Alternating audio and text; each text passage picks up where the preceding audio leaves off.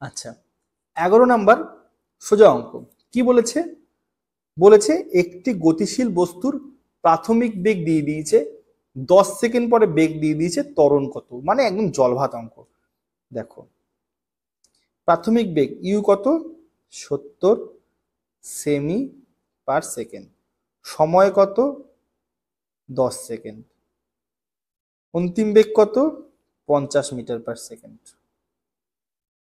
Formula বসিয়ে দিই, আমাদের বার করতে হবে কি, এ বার করতে হবে। আমরা জানি কি V equal to U plus at. দেখো আমরা বুঝতে পারছি এটা কিন্তু মন্দন, হ্যাঁ, কিন্তু আমরা ফর্মুলাতে কিন্তু আমরা পজিটিভ লিখবো, তাই তো? তাহলে ভি এর জায়গায় আমরা লিখবো 50, ইউ এর জায়গায় লিখবো 70 প্লাস টি এর জায়গায় 10 আর এর জায়গায় এ, তাই তো? তাহলে এখান থেকে আমরা পাচ্ছি গিয়ে কি 10a equal to -20, A equal to -2 metre per second square.